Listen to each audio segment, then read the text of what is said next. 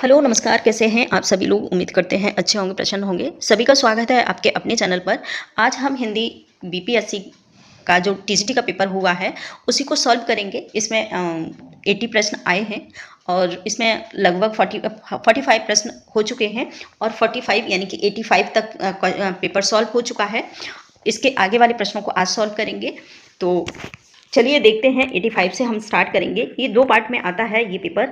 और पहला पार्ट जो है जीके का है। अगर किसी को कोई चाहता है कि जीके का भी पेपर सॉल्व किया जाए तो प्लीज़ हमें कमेंट करके ज़रूर बताएं और नेक्स्ट वीडियो उस जो होगा वो जीके का सॉल्व करके दे दिया जाएगा आप सभी को। तो अगर किसी को लगता है कि जीके का पेपर सॉल्व होना चाहिए तो प्लीज़ हमें कमेंट करें। और इसके बाद हम आज स्टार्ट करेंगे 86 से। इसके पहले वाले प्रश्न हो चुके हैं और प्रश्न है, मैथिली शरण गुप्त को राष्ट्र कवि की उपाधि किसने दी थी। बहुत ही प्रसिद्ध प्रश्न है, महत्वपूर्ण प्रश्न है। ऑप्शन है गांधी हैं, महात्मा गांधी हैं, इंदिरा गांधी हैं, रामचंद्र शुक्ल हैं। आंसर हो जाएगा इसका ए सही 86 का। एक गांधी जी ने ही इनको राष्ट्रीय कवि की उपाधि दी है, मैथिली शरण गुप्त को। इसके बाद है प्रश्न नंबर 87। प्रश्न है निम्नलिखित में से निम्नलिखित कृतियों को उनके रचनाकारों के साथ सुमेलित करना है, कूट का चयन करना है। ठीक है। अकाल और उसके बाद, कलगी बाजार की, गीत फरोश और ब्रह्मराक्षस, प्रमुख ये मिलान करना है। आंसर हो जाएगा इसका 87 का बी सही मिलान कर सकते हैं आप, यानी कि ए पहले का है 4, एक का 4 यानी अकाल और उसके बाद नागार्जुन है। इसके बाद आता है बाजार कलगी 3, भवानी प्रसाद की महत्वपूर्ण रचना है। इसके बाद आता है गीत फरोश। गीत फरोश जो है गीत फरोश भवानी प्रसाद की है, गीत फरोश भवानी प्रसाद की है। और मिलान कर सकते हैं आप लोग। पहला है अकाल और उसके बाद नागार्जुन की रचना है। दूसरा है कलगी बाजार अज्ञेय की रचना है। गीत फरोश भवानी प्रसाद का है। ब्रह्मराक्षस मुक्तबोध की रचना है। तो आंसर हो जाएगा इसका बी सही, आप लोग मिलान कर सकते हैं। इसके बाद है प्रश्न नंबर 80। प्रश्न है, एक आदमी रोटी बोलता है और एक आदमी रोटी खाता है, एक तीसरा आदमी भी है जो न रोटी बोलता है न रोटी खाता है। उपयुक्त पंक्तियां किस कविता से उद्धृत हैं, बताना है। ऑप्शन है नक्सल वाड़ी से है, मोचीराम से, अकाल दर्शन से है और उपयुक्त में से एक से अधिक है या है कोई भी नहीं। तो 88 का जो आंसर हो जाएगा वो है इनमें से कोई भी नहीं है, ई सही। आंसर हो जाएगा ई सही। इसके बाद हम देखेंगे प्रश्न नंबर 89। प्रश्न है, कमलेश्वर द्वारा रचित कहानी नहीं है, बताना है कि कमलेश्वर की कौन सी कहानी नहीं है। ऑप्शन है एक और जिंदगी, राजा निर्वंशिया, मांस का दरिया। उपयुक्त में से एक से अधिक है या है कोई भी नहीं है। तो आंसर हो जाएगा 89 का ए सही, एक और जिंदगी कमलेश्वर की रचना नहीं है। बाकी ये दोनों ही कमलेश्वर की रचनाएं हैं। इसके बाद हम प्रश्न देखेंगे 90 यानी कि 90। और प्रश्न है, चंद्रगुप्त नाटक में दृश्यों की कुल संख्या कितनी है। चंद्रगुप्त नाटक महत्वपूर्ण नाटक है जयशंकर प्रसाद का। उसमें बताना है कि जो दृश्यों की संख्या है वो कितनी है। 40 है, 44 है, 45 है, उपयुक्त से इसका अधिक है। तो आंसर हो जाएगा इसका बी सही, यानी कि 44 कुल दृश्यों को संख्या है इसमें चंद्रगुप्त नाटक में। आंसर हो जाएगा बी सही 44। इसके बाद हम देखेंगे प्रश्न 91। प्रश्न है, शेखर एक जीवनी उपन्यास के नायक के चरित्र की प्रमुख विशेषता क्या है। विनम्रता है, भावुकता है, उदारता है। शेखर एक जीवनी अज्ञेय का महत्वपूर्ण उपन्यास है। बताना है कि इसकी जो प्रमुख पात्र है उसकी जो विशेषता क्या है उस नायक की। ऑप्शन है 91 का आंसर है ई सही। इनमें से कोई भी ऐसी विशेषता नहीं है जो उस नायक की हो। आंसर हो जाएगा ई सही। 92 का प्रश्न है, महामाया हजारी प्रसाद द्विवेदी के किस उपन्यास की पात्र है। महामाया हजारी प्रसाद द्विवेदी के किस उपन्यास की पात्र है। ऑप्शन है पुनर्वा है, अनामदास का पोता है, बाणभट्ट की आत्मकथा है या फिर है एक से अधिक या कोई भी नहीं है। आंसर हो जाएगा सी सही, बाणभट्ट की आत्मकथा की महत्वपूर्ण नायिका है ये महामाया। ग्रेग ग्रीन कहानी किसके लेखक कौन है। ऑप्शन है निर्मल वर्मा है, कमलेश्वर है, ज्ञान रंजन है और या फिर है एक से अधिक। तो आंसर हो जाएगा इसका ई सही, इनमें से कोई भी नहीं है, ई सही। 94 का प्रश्न है बहुत कम कहानी लिखकर भी सर्वाधिक लोकप्रिय प्राप्त कहानीकार इनमें से कौन है।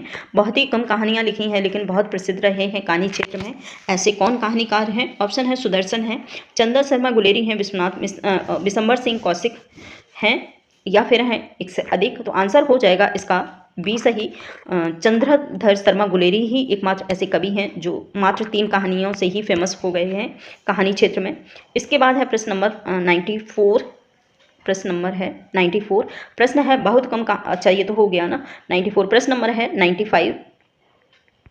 प्रश्न है प्रजातंत्र और लोकतंत्र के नाम पर हमारे चारों ओर फलने फूलने वाली राजनीति संस्कृति के प्रतिनिधि पात्र वैद्य जी किस उपन्यासकार की सृष्टि है। किस उपन्यासकार में इनका वैद्य जी का उल्लेख हुआ है। ऑप्शन है अमृतलाल नागर के, या फिर हैं राही मासूम रजा, शिव प्रसाद सिंह, उपयुक्त में से एक से अधिक, या है कोई भी नहीं। तो आंसर हो जाएगा 95 का, वो होगा ई सही, इनमें से कोई भी नहीं है वैद्य जी। इसके बाद हम देखेंगे प्रश्न नंबर है 96। अमृतलाल नागर का कौन सा उपन्यास महाकवि सूरदास पर आधारित है। ऑप्शन है एक बूंद, बूंद और समुद्र, खंजन नहन, अमृत और विष। तो आंसर हो जाएगा इसका बी सही, खंजन नहन। खंजन नहन इनका एक जीवनी पर उपन्यास है अमृतलाल नागर का, जिसमें इन्होंने सूरदास का जीवनी पर आधारित उपन्यास लिखा है। इसके बाद हम देखेंगे प्रश्न नंबर 97। प्रश्न है जिसे संसार दुख कहता है वही कवि के लिए सुख है। धन और ऐश्वर्य, रूप और बल, विद्या और बुद्धि, ये विभूतियां चाहे संसार को कितनी भी मोहित कर लें, कवि के लिए यहाँ जरा भी आकर्षण नहीं है। यह कथन गोदान के किस पात्र का है। और महत्वपूर्ण ये कथन है, इसको जरूर नोट डाउन कर सकते हैं आप लोग नेक्स्ट एग्जाम के लिए। प्रश्न नंबर है 97 का, तो आंसर है इसका ए सही, मेहता। गोदान का जो एक पात्र है जिसका नाम है मेहता, और मेहता का ही ये प्रमुख कथन है। इसके बाद हम प्रश्न देखेंगे 98। देवसेना जयशंकर प्रसाद के किस नाटक की पात्र है। ऑप्शन है अजातशत्रु, ध्रुवस्वामिनी, स्कंदगुप्त है। तो आंसर हो जाएगा इसका 98 का, वो हो जाएगा स्कंदगुप्त। स्कंदगुप्त की महिला पात्र है देवसेना, जयशंकर प्रसाद के द्वारा लिखित है ये नाटक, जिसका नाम है स्कंदगुप्त। इसके बाद हम देखेंगे प्रश्न नंबर 99। लघु मानव की महत्ता को किस ने प्रतिपादित किया है। ऑप्शन है दुष्यंत कुमार है, विजय देवनारायण शाही, धूमिल है। आंसर हो जाएगा इसका 99 का, हो जाएगा बी सही, विजय देवनारायण स्वामी शाही। आंसर हो जाएगा बी सही। प्रश्न नंबर 100। प्रश्न है निम्न में से किस लेखक ने निबंध ललित निबंध विधा की प्रस्तावना बिंदु बने हैं। मतलब कौन से निबंधकार हैं जो ललित निबंध के लिए प्रसिद्ध हैं।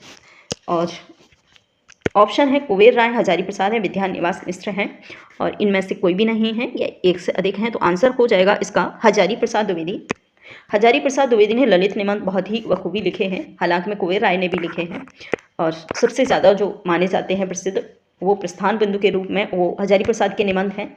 इसके बाद हम प्रश्न देखेंगे 101। 97 हो चुका है। प्रश्न नंबर है ये है, इसमें एक पैरा दिया हुआ है और पैरा के हिसाब से है, आप लोग चाहें तो पैरा पढ़ सकते हैं, लेकिन मैं इसका आंसर बताऊंगी केवल। ऑप्शन है उपरोक्त गद्यांश का सर्वाधिक उपयुक्त शीर्षक क्या है। ऊपर गद्यांश दिया हुआ है, पूछा है उसका शीर्षक क्या है। ऑप्शन है राष्ट्रीयता और मनुष्य है, भाषा का महत्व है, अभिव्यक्ति की साधना है। तो आंसर हो जाएगा एक का बी सही, यानी कि भाषा का महत्व दिखाया है उसमें, भाषा का महत्व। आंसर हो जाएगा बी सही। प्रश्न है 102। प्रश्न है अभिव्यक्ति शब्द का अर्थ है। अभिव्यक्ति शब्द का अर्थ बताना है। ऑप्शन है खोज करना है, वार्ता करना है, प्रकट करना है, या फिर है उपयुक्त में से एक से अधिक, या फिर है कोई भी नहीं। आंसर हो जाएगा 102 का, वो हो जाएगा सी सही, सॉरी आंसर हो जाएगा सी सही, यानी कि प्रकट करना। प्रश्न है 103। प्रश्न है प्रकट का विलोम शब्द है। प्रकट शब्द का विलोम शब्द हमको बताना है। ऑप्शन है गुप्त है, पारदर्शी है, सूक्ष्म है, या फिर है एक से अधिक। या है कोई भी नहीं उपयुक्त में से। आंसर हो जाएगा 3 का ये सही। प्रकट का जो ग्लोब होता है वो होता है गुप्त, ए सही है। इसके बाद हम देखेंगे नेक्स्ट दूसरा प्रश्न। प्रश्न है प्रश्न नंबर 4, नदी का पर्यायवाची शब्द नहीं है। नदी का पर्यायवाची शब्द ऐसा कौन सा है जो नदी का पर्यायवाची नहीं है? ऑप्शन है तरंगिणी है, इला है, तटनी है, एक से अधिक है, या फिर है एक से कोई भी नहीं। आंसर हो जाएगा 4 सही, 4 का बी सही, यानी कि इला। इसके बाद हम देखेंगे प्रश्न नंबर 5। प्रश्न है गद्यांश का आशय स्पष्ट करना है। भाषा की समानता मनुष्य को निकट लाती है। भाषा की समानता मनुष्य को निकट लाती है। उसके बाद है ऑप्शन नंबर बी है राष्ट्रीय भाषा का विकास करती है। राष्ट्रीयता भाषा का विकास करती है। इसके बाद है साहित्य एवं संगीत राष्ट्र का निर्माण करते हैं। उपयुक्त में से एक से अधिक है या फिर है कोई भी नहीं। आंसर हो जाएगा 5 का ए सही। गद्यांश का जो आशय है वो है राष्ट्रीय भाषा की समानता मनुष्य को निकट लाती है। इसके बाद हम देखेंगे प्रश्न नंबर 6। प्रश्न है नंबर है 6। प्रश्न है गुणवाचक संज्ञा नहीं है। कौन सा शब्द है जो गुणवाचक संज्ञा का नहीं है? ऑप्शन है पतला है, चौगुना है, घना है, या फिर एक से अधिक है। आंसर इसका हो जाएगा बी सही, 6 का चौगुना गुणवाचक संज्ञा के अंतर्गत नहीं आता है। इसके बाद है प्रश्न नंबर 7, एक आंख से देखना। मुहावरे का सही अर्थ बताना है। एक आंख से देखना ऑप्शन है बराबर मानना, कम दिखाई देना, और बारीकी से देखना। उपयुक्त में से एक से अधिक। आंसर हो जाएगा इसका 7 का ए सही, यानी कि बराबर मानना किसी को बोलते हैं, एक समान देखना या फिर एक आंख से देखना, और सही अर्थ होगा इसका बराबर मानना किसी को। आंसर हो जाएगा ए सही। इसके बाद हम देखेंगे प्रश्न नंबर 8, 108। प्रश्न है किस शब्द में दीर्घ स्वर संधि नहीं है? दीर्घ स्वर संधि बताना है किसमें नहीं है।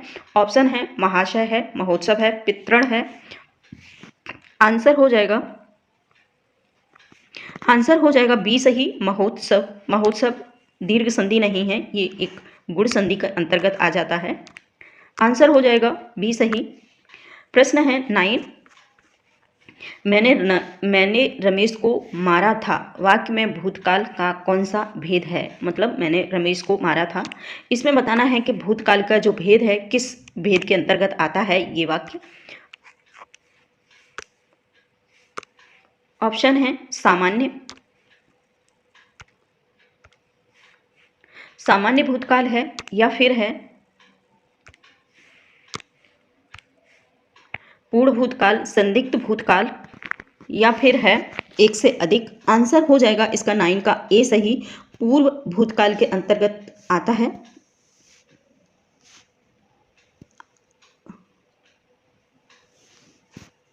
आंसर हो जाएगा इसका बी सही, पूर्व भूतकाल। इसके बाद हम देखेंगे प्रश्न नंबर 10। प्रश्न नंबर है 10 इधर ही है। प्रश्न नंबर है 10 को देखेंगे। मनोज पुस्तक पढ़ता है, वाक्य में वाच्य है।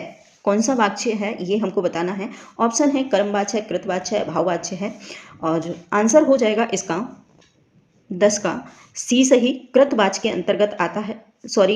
बी सही, कृतवाच्य के अंतर्गत आता है ये।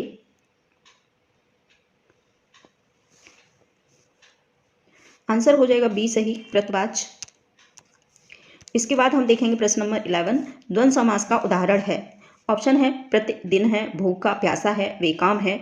आंसर हो जाएगा द्वंद्व समास का, और आंसर हो जाएगा इसका बी सही, भूखा और प्यासा। भूखा और प्यासा आंसर हो जाएगा बी सही। इसके बाद हम देखेंगे प्रश्न नंबर 12। प्रश्न नंबर है 12, शुद्ध वर्तनी बताना है। शुद्ध वर्तनी साम्राज्य, श्राप, पैतृक, या उपयुक्त में से एक से अधिक है, या फिर है कोई भी नहीं। आंसर हो जाएगा सी सही, पैतृक एकदम शुद्ध शब्द लिखा हुआ है। इसके बाद हम देखेंगे प्रश्न नंबर 13, चट मंगनी पट ब्याह लोकोक्ति का अर्थ है। ऑप्शन है शीघ्र विवाह होना, अड़चल दूर होना, तत्काल कार्य करना, या उपयुक्त में से एक से अधिक है। आंसर हो जाएगा सी सही, तत्काल किसी कार्य को करने के लिए ये उपयुक्त लोकोक्ति का प्रयोग किया जाता है, चटमंगनी, पटव्याह। इसके बाद हम देखें प्रश्न नंबर 14। प्रश्न है अनल, अनिल और श्रुत सम भिन्नार्थक शब्दों के अर्थ हैं। अनिल और अनल किस भिन्नार्थक, श्रुत शब्द भिन्नार्थक अर्थों के शब्दों का अर्थ हमको बताना है। ऑप्शन है अग्र वायु है, हवा पानी है, जल आकाश है। आंसर हो जाएगा इसका ए सही, अग्र और अग्नि और वायु। अग्नि, अनल और अनिल, अनिल और अनल, इन दोनों का अर्थ है अग्नि और वायु। ठीक है। इसके बाद हम देखेंगे प्रश्न नंबर 15। प्रश्न है वाग जल का संधि विच्छेद होगा। वाग जल, ऑप्शन है बाग प्लस जल, बाग प्लस जल, बाग प्लस जाल और उपयुक्त में से कोई भी नहीं है। आंसर हो जाएगा इसका बी सही, बाग, बी सही, बाग प्लस जाल। इसके बाद हम देखेंगे प्रश्न नंबर 16। प्रश्न है अ प्रत्यय से युक्त शब्द नहीं है। कौन सा शब्द है जिसमें अ प्रत्यय का प्रयोग नहीं हुआ है। ऑप्शन है मौन है, शव है, कुलीन है और आंसर हो जाएगा इसका इनमें से 16 का आंसर हो जाएगा सी सही, कुली। आंसर हो जाएगा सी सही, कुलीन। इसके बाद हम देखेंगे प्रश्न नंबर 17। प्रश्न है शुद्ध वाक्य, अशुद्ध वाक्य है, बताना अशुद्ध वाक्य कौन सा है। ऑप्शन है आज दिन सबसे अच्छा है, मैं प्रातःकाल से समय घूमने जाता हूँ, प्रातःकाल के समय घूमने जाता हूँ, तुम्हें इतनी देर क्यों हुई। उपयुक्त में से एक से अधिक हैं। आंसर हो जाएगा 17 का बी सही, मैं प्रातःकाल, बी आंसर होगा इसका, बी, मैं प्रातःकाल के समय घूमने जाता हूँ। अशुद्ध वाक्य हमको बताना है, आंसर हो जाएगा बी सही। इसके बाद हम देखेंगे प्रश्न नंबर 18। प्रश्न है अस्पताल में मरीज की मृत्यु हो जाने के बाद जब डॉक्टर इलाज के लिए आया, लोगों ने कहा डैश रिक्त स्थान की पूर्ति के लिए उपयुक्त लोकोक्ति है। ऑप्शन है का वर्षा जब कृषि सुखानी, ओस के चाटे प्यास नहीं बुझती है, और नक्कार खाने में तूती की आवाज़। आंसर हो जाएगा ए सही 18 का वर्षा जब कृषि सुखानी, जब मरीज ही ठीक नहीं हुआ उसके बाद उसका मृत्यु हो गई, उसके बाद क्या डॉक्टर उसको ज़िंदा थोड़ी नहीं कर पाएगा। तो इसीलिए उन्होंने कहा, इसलिए उपयुक्त जो लोकोक्ति है वो है क्या वर्षा जो कृषि सुखानी। 19 का प्रश्न आंसर देखेंगे, द्विगु समास का प्रयोग किस वाक्य में हुआ है। ऑप्शन है मोहन के घर के निकट चौराया है, तुम बेखटक आ सकते हो, विक्रमादित्य के राज दरबार में बहुत से विद्वान थे। आंसर हो जाएगा 19 का ए सही, मोहन। आंसर हो जाएगा द्विगु समास का प्रयोग हमको बताना था और मोहन के घर के निकट एक चौराया है। द्विगु समास जिसमें संख्यावाचक पहला जो पद होता है जिसमें संख्यावाचक होती है तो उसमें उसे द्विगु समास कहते हैं और यहाँ चौराया में द्विगु समास का प्रयोग हुआ है। इसके बाद हम देखेंगे लास्ट प्रश्न। प्रश्न है किस वाक्य में प्रेरणार्थक क्रिया का प्रयोग हुआ है। मेरे हाथ खुजलाते हैं, पिता पुत्र से पत्र लिखवाते हैं, लड़का अपने को सुधार रहा है। उपयुक्त में से कोई भी नहीं है। आंसर हो जाएगा बी का 20 का बी सही, बी सही। तो फ्रेंड्स आज इतना ही। इसके बाद अब कोई भी एग्ज़ाम होता है, अगर जीके का किसी को इसकी वीडियो चाहिए या फिर सॉल्यूशन चाहिए तो एक बार कमेंट कर सकते हैं। इसके बाद लेकिन फिर भी मैं उसका जीके का सॉल्यूशन दूंगी फिर भी। और तो थैंक यू, जुड़े रहिए ऐसे ही विशेष जानकारी के लिए।